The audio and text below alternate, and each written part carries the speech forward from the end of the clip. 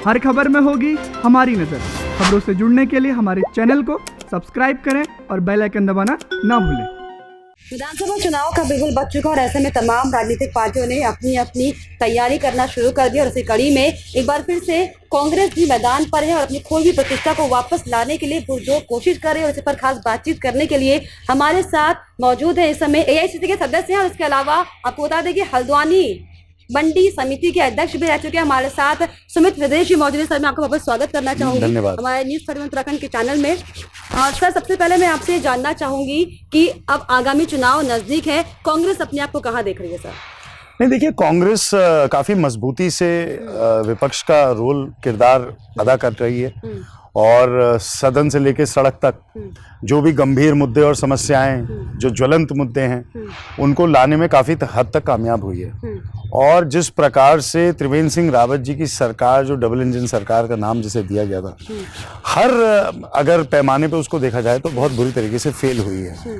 इसमें अगर बेरोजगारी की हम बात करें, इसमें हम विकास कार्यों की बात करें, स्वास्थ्य की बात करें, शिक्षा की बात करें, तो ये सारी चीज़ों में बहुत बुरी तरीके से फेल हुई है। उनका चाहे प्रशासनिक जो ढांचा है वो भी बड़ा ढीला रहा और जो राजनीतिक ढांचा है वो भी प्रशासन पे और शासन के माध्यम से जो कार्य गतिमान होने चाहिए थे वो नहीं करा पाया। जी, जिस तरीके से सर अगर हम आपकी बात करें तो युवाओं में अच्छा खासा जोश दिखाई देता है, आपके नाम को लेकर काफी लोकप्रियता मानी जाती है, तो क्या कहा जाता है आगामी चुनाव में युवाओं की क्या भूमिका रहने वाली है? देखिए, सबसे अहम भूमिका ही युवाओं की है। 18 से 40 वर्ष के जो लोग हैं सबसे ज्यादा आबादी उन्हीं की है और वोटर भी सबसे ज्यादा वही हैं, तो इसलिए युवा ही सरकार बनाएंगे। और युवाओं ने जो छल भारतीय जनता पार्टी ने जो झूठे वायदे 2017 के चुनाव में करे थे वो सारे एक्सपोज हो चुके हैं। तो युवा बहुत समझदार है, सोशल मीडिया के माध्यम से, सोशल प्लेटफॉर्म्स के माध्यम से सारी जानकारी रखते हैं। तो मुझे पूरा भरोसा है कि युवा एक होकर समझेंगे कि किसने कार्य करा, कांग्रेस ने क्या काम करे थे 2012 से 17 में, और वो उन्हें जब दिखेंगे तो मुझे पूरा भरोसा है कि कांग्रेस के साथ वो जुड़ेंगे। तो सर युवाओं को लुभाने के लिए क्या कुछ खास फुल प्रूफ आइडियाज आपके पास इस समय? नहीं देखिए, जो परेशान है जी बहुत ज्यादा आर्थिक तंगी, देखिए युवा क्या चाहता है, बार बार पूछा जाता है, आर्थिक आजादी चाहता है युवा, कि जिस घर में पला बड़ा है वहां पे योगदान दे सके, ये युवा चाहते हैं। और जिस प्रकार से रोजगार के सारे साधन, नोटबंदी, जीएसटी और अब कोरोना काल में रोजगार के सारे साधन ठप हो चुके हैं। भारतीय जनता पार्टी की डबल इंजन की सरकार ना पर्यटन को डेवलप कर सकी। यहाँ पर्यटन नंबर 1 एक एम्प्लॉयमेंट का जरिया होना चाहिए था हमारे पहाड़ में, लेकिन किसी भी आप ढांचे को देख लीजिए जो इन्होंने कोशिश भी करी है वो ढांचा टिक नहीं पाया और बेरोजगारी चरम पर है इस समय। अगर इसका डेटा कलेक्ट करा जाए तो कई लाखों में हमारे युवा बेरोजगार हैं। तो इन बेरोजगारों के लिए कैसे अवसर पैदा करे जाएंगे एम्प्लॉयमेंट के, इस पे हमें विशेष विचार देना है। और क्या लगता है कि कांग्रेस अवसर पैदा कर पाएगी, क्योंकि अब मैदान में आम आदमी पार्टी भी है सर? नहीं देखिए, आम आदमी पार्टी का कोई औचित्य नहीं है उत्तराखंड में। मैदान में तो देखिए कई पार्टियां होती हैं, समाजवादी पार्टी भी आती है और पीस पार्टी भी आती है। आम आदमी पार्टी को कोई हम चुनौती नहीं समझ रहे। आम आदमी पार्टी सर्वे में सर जनता एक्सेप्ट कर रही है आम आदमी पार्टी को। सर्वे में 67% आया है कि आम आदमी पार्टी बाहर में आनी चाहिए और विकास करना चाहिए, ऐसा कुछ जनता का कहना है। नहीं देखिए, ये किसने सर्वे कराया और क्या सर्वे है, इसकी क्या क्रेडिबिलिटी है इस सर्वे की, ये मैं नहीं जानता हूँ। जहाँ तक आम आदमी पार्टी का सवाल है वो यहाँ पे नॉन इश्यू है मेरे हिसाब से। आप चुनाव जब होगा आप खुद देख लेंगे। आम आदमी पार्टी ने लोकसभा के भी चुनाव लड़े हैं यहाँ से और उन्हें कितना % वोट पड़ा है आप मुझसे बेहतर जानते हैं। दिल्ली में खुद ही आप देख लीजिए आजकल क्या हाल है, स्वास्थ्य सेवाएं बदहाल हैं, कोरोना का इतना प्रकोप है, प्रदूषण को वो रोक नहीं पाए और केजरीवाल जी संभाल नहीं पाए। तो वहां पे तो चलिए केजरीवाल जी चेहरा है, उत्तराखंड में इनके पास कौन से चेहरे हैं? ये तो ये प्रतीक्षा कर रहे हैं कि जो बागी हैं कांग्रेस और बीजेपी के बागी बने और वो आम आदमी पार्टी से लड़े। तो कोई नए चेहरे या कोई नई नीति लेके नहीं आ रहे, ये बस एक वो दिल्ली का कोशिश कर रहे हैं कि दिल्ली में इनकी सरकार बन गई है और दिल्ली वाले कंसिस्टेंटली एक ही सरकार को बनाते। 15 साल शीला जी भी मुख्यमंत्री रही, अब केजरीवाल जी 2 टर्म के सीएम हो जाएंगे। तो दिल्ली की जनता जनरली जो सरकार होती है उस पर विश्वास करती है, लेकिन उत्तराखंड में चेंज, परिवर्तन ही दूसरा राजनीति का नाम है। तो इसलिए यहाँ पे परिवर्तन होगा और कांग्रेस की सरकार बनेगी। जिस तरीके से आप कह रहे हैं कि आगामी चुनाव में कांग्रेस सत्ता में आएगी, सरकार बनाएगी, तो सर मैं जानना चाहूंगी कि किस आधार पर कांग्रेस अभी उम्मीद कर रही है कि वो सरकार बना पाएगी? क्योंकि अगर हम बात करें अन्य राज्यों की, सर बहुत कम राज्यों में कांग्रेस सिमट कर रह गई। अब क्या इसका कारण आप मानते हैं? नहीं, देखिए कई कारण हैं। अगर आप उत्तर प्रदेश की बात करें तो उत्तर प्रदेश में कांग्रेस के आखिरी मुख्यमंत्री पंडित नरेंद्र तिवारी जी थे। उसके बाद से कांग्रेस की वहां सरकार नहीं बन पाई और वहां पे समाजवादी पार्टी और बहुजन समाज पार्टी ने vote bank politics, vote bank राजनीति करके अपना वोट बैंक सेट करा, तो कहीं ना कहीं कांग्रेस को उससे नुकसान हुआ। अन्य राज्यों की अगर बात करी जाए तो बहुत सारे राज्य हैं जहाँ पे कांग्रेस का तो आती आती चले गई। मध्य प्रदेश की अगर हम बात करें, राजस्थान में हालांकि टिक गई, क्योंकि राजस्थान में भी वैसे ही हालात हो गए थे। महाराष्ट्र में आप गठबंधन में है, तो सर ऐसी स्थितियां क्यों बार बार कांग्रेस में आती हैं? देखिए, भारतीय जनता पार्टी जिस प्रकार की राजनीति आज के जमाने में कर रही है, उसकी शुरुआत अगर आप इतनी दूर मत जाइए, उत्तराखंड से ही शुरू हुआ। सर कांग्रेस का बताइए ना। मैं आपको बता रहा हूँ, उत्तराखंड पे ही उन्होंने जो घात लगाया, जो प्रलोभन दिया, कई करोड़ रुपए विधायकों को देकर उनको खरीदा गया और ये पूरी प्रथा उन्होंने, क्योंकि देखिए पैसे अगर किसी के पास आज की तारीख में तो भारतीय जनता पार्टी के लोगों के पास, इनके भ्रष्टाचार की पोल नहीं खुल पा रही क्योंकि राष्ट्रीय मीडिया जो है, राष्ट्रीय मीडिया इनके हाथों की कठपुतली बन चुकी है। आरोप जो है वो हरीशावत पर लगे थे जितने समय। वो तो देखिए उनका प्रलोभन के उन्होंने कोई आरोप नहीं लगे थे, वो तो उनका स्टिंग हुआ था, वो सबके सामने ही है। उसमें क्या है, उसमें तो जो दूसरा व्यक्ति है वो उन्हें उकसा रहा है कि कुछ बोले हो ऐसी बात, लेकिन उन्होंने कोई ऐसी मेरे हिसाब से बात नहीं बोली। और सबको पता है, देखिए विधायकों की खरीद फरोख्त भारतीय जनता पार्टी करती है। अमित शाह जी इसके एक्सपर्ट आदमी हैं और कर्नाटक हो, चाहे मध्य प्रदेश हो, चाहे राजस्थान में प्रयास हो, कहीं पे भी उनका प्रयास हल्के उसमें नहीं होता है। और पैसे की जो वॉल्यूम और क्वांटिटी है, आखिरकार नोटबंदी के पहले से भारतीय जनता पार्टी हर जिले में इस देश के जमीन खरीद के अपना कार्यालय बना रही है। उन्होंने कई हजार करोड़ रुपए का कार्यालय दिल्ली में बनाया, तो ये पैसा कहां से आ रहा है, इस पे भी जरा थोड़ा सा विचार और विमर्श करना चाहिए जनता को। राष्ट्रीय मीडिया नहीं कर पा रही है, लेकिन आप लोगों से हमारी आशा है कि आप इसको जरूर उजागर करेंगे। तो सर अगर हम बात करें कृषि बिल की, जो लगातार हंगामा किसान अभी कर रहे हैं, सड़कों पर लगातार कर रहे हैं, दिल्ली में हंगामा हो रहा है, सर इसको आप कैसे देख रहे हैं? क्योंकि आप भी मंडी समिति के अध्यक्ष भी रह चुके हैं और मंडियों को बंद करने की बात यहाँ पर की जा रही है, तो इसको आप कैसे देख रहे हैं सर? देखिए, मंडी शुल्क तो समाप्ति कर दिया है। मंडी एक सुरक्षित जगह थी, एक सेफ हेवन था किसानों के लिए, जहां अपनी उपज लाते थे और वहां पे नीलामी होती थी और उसकी वीडियोग्राफी हमने शुरू करवाई थी यहाँ से। तो एक जो एमएसपी वगैरह की बात करी जाती है, मंडी सबसे बढ़िया बेहतरीन जगह थी जहां एमएसपी इंश्योर करा जा सका। लेकिन ये भी बड़े कॉर्पोरेट घरानों के साथ हाथ मिलाकर भारतीय जनता पार्टी ने इसको बंद कराने का साजिश करी। अब आप देखिए कितने ठंड में किसान दिल्ली कूच करना चाह रहे हैं और उनके साथ जो निर्दयी व्यवहार भारतीय जनता पार्टी की सरकार और पुलिस कर रही है, ये बहुत दुर्भाग्यपूर्ण है। और जिस उत्तराखंड के किसान क्यों शांत बैठे इस बिल के बाद? नहीं, उत्तराखंड के किसान शांत नहीं बैठे हैं। अभी आप यहाँ पे बहुत सारे प्रोटेस्ट हुए। उधम सिंह नगर में अभी हमारे माननीय अध्यक्ष जी के साथ किसानों के संबंध में पूरी पैदल रैली, पदयात्रा निकलेगी, जिसमें किसानों को एकत्रित करा जाएगा। और यहाँ पे भी धान क्रय जो सेंटर हैं, वहाँ पे उन्होंने खरीद फरोख्त बंद कर दी है। 1800 की जो खरीद थी वो अब फैक्ट्रियों में 1200 में खरीदी जा रही। तो किसानों को बहुत बड़ा नुकसान है। जिस सरकार ने कहा था कि हम दुगना करेंगे एमएसपी, वो एमएसपी नहीं दिला पा रही है।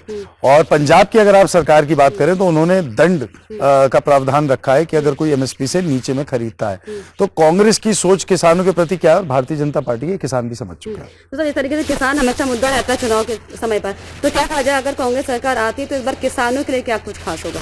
नहीं, देखिए ये तो जब हमारा घोषणा पत्र बनेगा उस पर बहुत अच्छा विचार होगा। कई लोगों ने सुझाव दिए हैं, जिसमें बिजली, पानी और जो किसानों के लिए ऋण है, इसमें काफी छूट की बात करी गई। और ये सामाजिक कार्यों की आवश्यकता भी है, क्योंकि मैंने जैसे कहा, नोटबंदी, जीएसटी और अब कोरोना काल में आर्थिक स्थिति को बहुत गंभीर कर दिया लोगों की।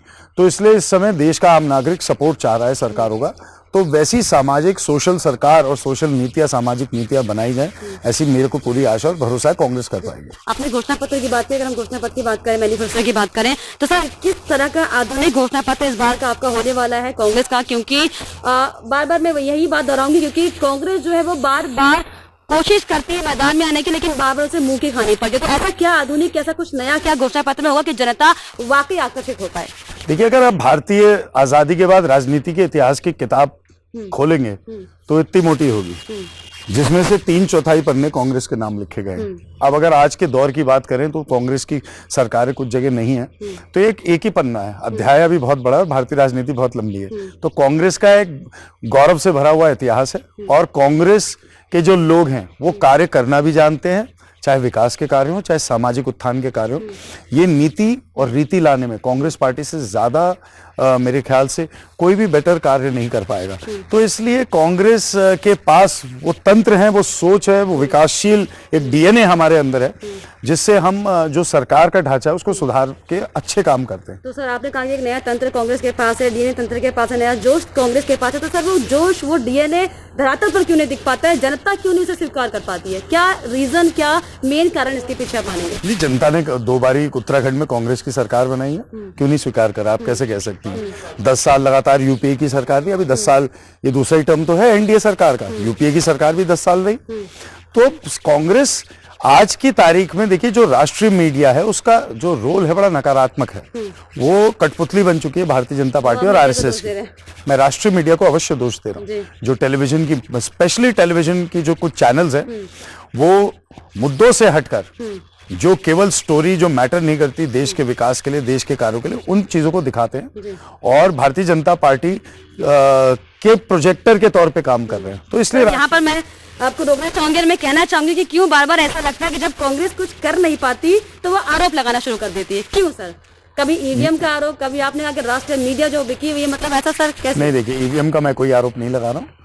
मैंने तो राज्यों में लगाते हैं ईवीएम में गड़बड़ी की गई है सर। वो जो लगाते हैं फिर वो तथ्यों के साथ लगाएं, बिना तथ्य के। देखिए, साइंटिफिक अप्रोच होनी चाहिए हर चीज में, प्रूफ हो तब बात करनी चाहिए। राष्ट्रीय मीडिया के लिए इसलिए कह रहा हूँ क्योंकि वो प्रूफ सामने है, जिस प्रकार से वो चीजें दिखाते हैं और जो है नहीं, असत्य दिखाते हैं, जो हो नहीं रहा देश में, उसको उस पे गौर नहीं करते। मीडिया कुछ नहीं दिखा सकती, उसके पास भी लाइसेंस होता है सर, उसको भी लाइसेंस लेना पड़ता है, बिना तथ्य के वो कुछ भी प्रसारण नहीं कर सकती सर। नहीं, मीडिया पे आरोप लगाना बहुत गलत है। राष्ट्रीय मीडिया पे मैं आरोप लगा रहा हूँ और आरोप सही भी है। मैं, आप जो हमारे यहाँ के लोकल चैनल्स हैं और जो लोकल हमारे समाचार पत्र हैं, मैं उनको कतई नहीं कह रहा हूँ, क्योंकि वो काफी हद तक निष्पक्ष चीजें दिखाते हैं और अच्छी पत्रकारिता का हिस्सा है। लेकिन कुछ राष्ट्रीय मीडिया चैनल हैं जो माउथपीस बन चुके हैं बीजेपी के, इसमें कोई डाउट नहीं है। और ये बड़ा दुर्भाग्य की बात है कि उन लोगों की वजह से मीडिया की छवि खराब हुई है। लेकिन जो हमारे लोकल यहाँ के लोग हैं, मैं उनकी तो तारीफ ही करूंगा कि निष्पक्ष तरीके से अपना काम। तारीफ सुनने की बात नहीं कर रहे, बस जिस तरीके से आपने कहा कि राष्ट्रीय मीडिया जो है वो निष्पक्ष नहीं है, तो जाहिर तौर पर, क्योंकि मैं भी एक पत्रकार हूँ, तो इस तरह की भाषा, इस तरह की बातें ऑब्वियसली मैं नहीं सुन पाऊंगी। तो इसलिए मैं आपसे कहना चाह रही थी, और ये सवाल भी मैं जानना चाहती हूँ, क्योंकि जब कांग्रेस के पास कुछ नहीं होता है तो वो आरोप लगाने का काम लगातार करती है। हालांकि खैर छोड़िए, एक अलग मुद्दा है, अलग विषय है।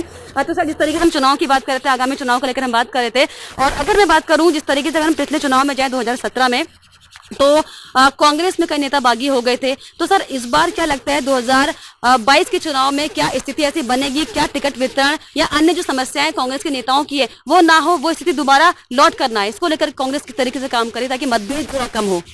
नहीं, देखिए, ये तो हमारे जो सीनियर नेता हैं, इसमें हरीश रावत जी हैं, प्रीतम सिंह जी हैं, इंदिरा जी सबसे सीनियर हैं, कुंजवाल जी भी बड़े सीनियर हैं। इनको आपस में बैठाना पड़ेगा, और जो प्रभारी जी हैं और हमारे वेणुगोपाल जी और सोनिया जी, इन सबके समक्ष बैठा के एक समन्वय बैठाना पड़ेगा।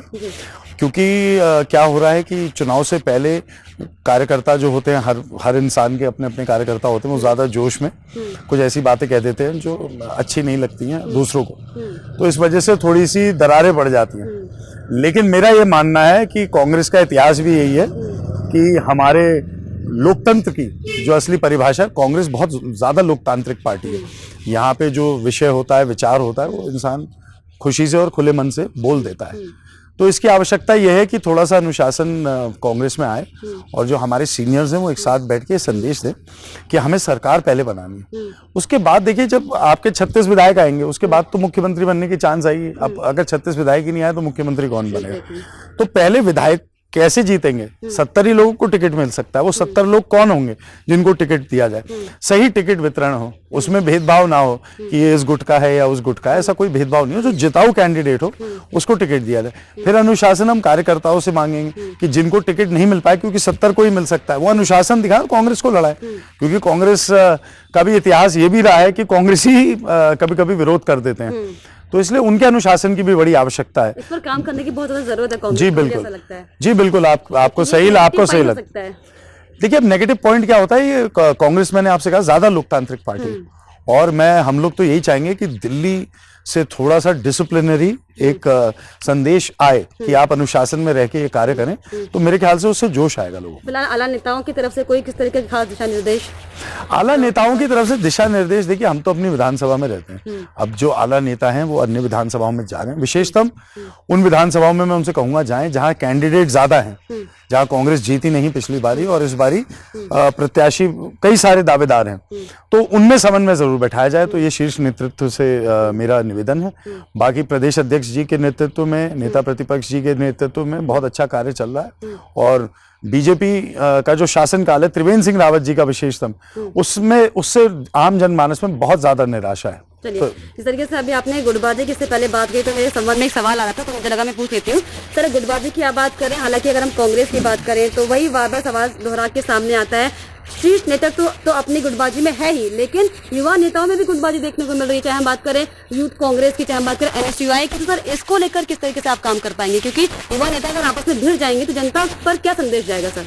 नहीं, देखिए थोड़ी बहुत तो देखिए राजनीति है, इसमें एक धारा से सब नहीं चलते, ये कई नदियां मिलती हैं तब संगम होता है, तो इसलिए ये नदियां हैं और पहाड़ की जवानी कह लीजिए पहाड़ की जवानी भी है इसमें, तो इसलिए आपस में थोड़ी, देखिए राजनीति में ऐसा होता ही है, अपने अपने विचार होते हैं व्यक्तियों के, अपने अपने नेता होते हैं जिनको पार्टी की छवि को फिर खराब भी तो करते हैं। पार्टी की छवि को, देखिए पार्टी की छवि को ऐसा कोई अभी तक तो कार्य हुआ नहीं है कि जिससे खराब हुई है।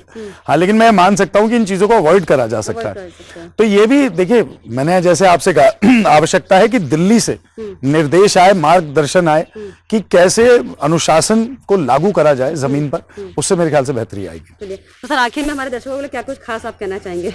मैं धन्यवाद देना चाहता हूँ News 31 को और आपको विशेषतम कि आपने बिल्कुल, अगर ये बॉक्सिंग मैच होता तो आपने मेरे को नॉकआउट कर ही दिया था, अच्छे पंचेस मारे तो, लेकिन बहुत बढ़िया आपने ये पहल शुरू करी है। मेरी सारी शुभकामनाएं आपके और आपके दर्शकों के साथ। चलिए, बहुत शुक्रिया। तो ये थे हमारे साथ सुमित इंद्रेश, जिसका साफ तौर पर ये कहना था कि आगामी चुनाव को लेकर पार्टी लगातार तैयार है और बस अगर इंतजार है तो आला नेताओं के निर्देश का। एक बार अगर आला नेताओं की तरफ से जैसे भी दिशा निर्देश आते हैं उस हिसाब से काम किया जाएगा और आगामी चुनाव में फतह हासिल किया जाएगा। हर खबर में होगी हमारी नजर। खबरों से जुड़ने के लिए हमारे चैनल को सब्सक्राइब करें और बेल आइकन दबाना ना भूलें।